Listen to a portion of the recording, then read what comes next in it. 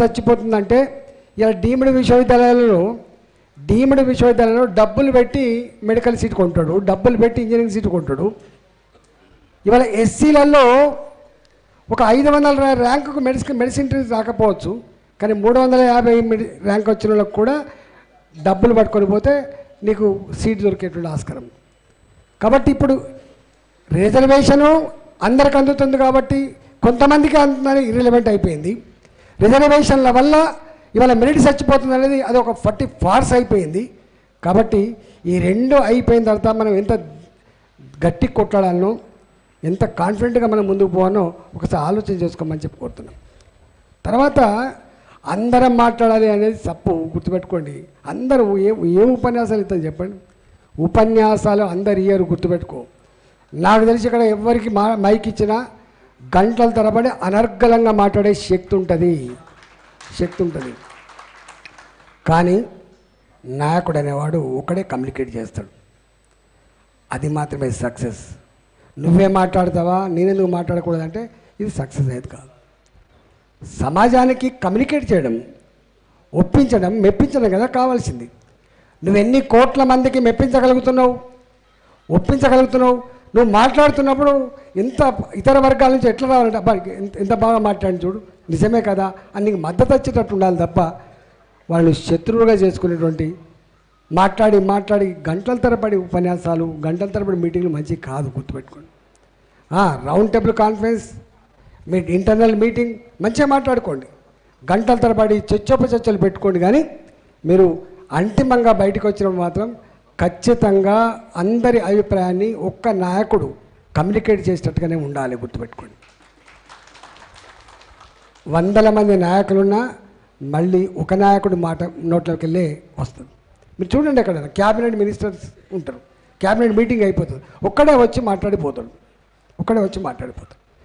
ఆ పద్ధతి తప్పకుండా ఉండాలి.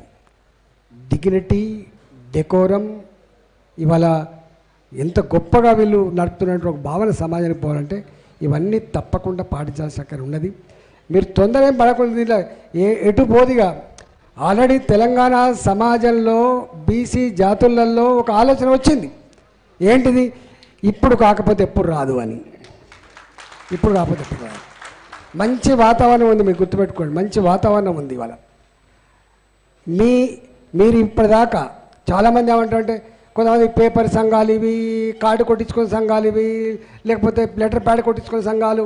నో, ఆ సంఘాలు అట్లా ఉన్నాయి కాబట్టే ఈ మాత్రమైనా బీర్ల అయ్యలేకు ఇంత గుర్తింపు వచ్చింది, నాలంటూ కూడా ఇంత గుర్తింపు వచ్చింది. మీ సంఘాలు నిర్వీర్యం అయిపోతే, మీ చైతన్యం చచ్చిపోతే సమాజానికి దిక్కుండదు, గుర్తుపెట్టుకోండి. ఇన్ని ఉన్నప్పటికి కూడా ఇంతో అంతో ఈ మాత్రమైనా ఆ భయమో ఆ భక్తో ఇన్ని సీట్లో వస్తున్నాయంటే మీరు ఇప్పటిదాకా అనేక కష్టాలు పడి నడిపించిన ఆ ఉద్యమాల పుణ్యమే అనే విషయం మాలంటలకు మీరు చెప్పాల్సి అక్కర్లేదు, మాలంట గుర్తుంటాయి, గుర్తుపెట్టుకోండి. ఇవాళ మంచి అనుకూలమైన వాతావరణం ఉంది. నేను లోతుల్లోకి పోను, అవన్నీ ఎవరెవరు ఏం మాట్లాడినరు, ఏం మాట్లాడుతున్నారు, ఏం చేస్తున్నారు, ఆ డెప్త్కు పోను. కానీ ఇవాళ మీకు శ్రీనివాస్ గౌడ్ గారు నేను ఒకటే మళ్ళీ చెప్తున్నా, మళ్ళీ జేఏసీ అంటేనే అందరం ఒకటే జెండా, ఒకటే ఎజెండా తప్ప జేఏసీలు 10 ఉండాల్సిన ఆస్కారం లేదు. మీకు తెలుసు ఎన్ని పార్టీలు విలీనమైనాయో. తెలంగాణ ఉద్యమంలో నరేంద్ర గారిది ఒక పార్టీ ఉండే, కానీ పార్టీ విలీనమైంది. విజయశాంతి గారిది ఒక పార్టీ ఉండే, విలీనమైంది. అనేక సంఘాల పేట, అనేక పార్టీల పేట కూడా ఉన్నాయి. కాబట్టి తొందర పడకండి, మీకు ఎక్కడ పోదు. మీకు తెలంగాణ సమాజంలో ఇట్లా ఊత మండేటువంటి ఇలా కుంపట్లాగా ఉంది, గుర్తుపెట్టుకోండి, కుంపట్లాగా ఉంది. నువ్వు ఎప్పుడు ఊతే అప్పుడు మంట బయటకు వచ్చే ఆస్కారం ఉంది. మీకు మన బంద్ చేసిండ్రు, బంద్ వాటిగా కాలే, అది బంద్ అనేక రాజకీయ పార్టీలు ఉన్నప్పటికీ కూడా ప్రజల్లో ఎక్కడో ఒక చేయాలి అనేటువంటి భావన ఉంది కాబట్టి వచ్చింది. కాబట్టి నేను మీరు తొందరపడకుండా మంచిగా మీరు ఇచ్చే కార్యక్రమాలు సంపూర్ణంగా అమలయ్యేటువంటి మాత్రమే ఇవ్వండి. వాళ్ళెవరో చెప్పిండ్రు, వీళ్ళెవరో చెప్పినా కాకుండా ఆచరణ సాధ్యమైన అమలు జరిగే వాటినే ఇవ్వండి తప్ప మిగతా వాటిని ఇవ్వ. మీరు ఎట్లా పురోగమనంలో ఉండాలి తప్ప మీది రోజంతా ఇటు పైకి పోవాలి తప్ప ఎక్కడ కూడా ఒడిదుడుగా కూరేటువంటి ఆస్కారం ఉండదని చెప్పి మనం చేస్తున్నా. నాకు తెలుసు, నేను కొంతమంది వ్యక్తులు ఉంటారు, మస్తు మంది, మేము ఇక్కడ మాట్లాడేది కాదు, ఇవన్నీ అనుభవించినాం. మేము చెప్పేవాళ్ళు ఎవరు, మాటలు మాట్లాడేవారు ఎవరు, ఉపన్యాసాలు అనర్గళంగా చేసేవాళ్ళు ఎవరు, పనిచేస్తాడు ఎవడు అంతిమంగా అనేది ఇవన్నీ 15 ఏళ్ళు మేము చూస్తున్నాం. అంతకన్నా ముందు కూడా ఉద్యమాలు చేసినాం. కాబట్టి దయచేసి ఇవాళ ఇది కోట్ల మంది భవిష్యత్తుకు సంబంధించిన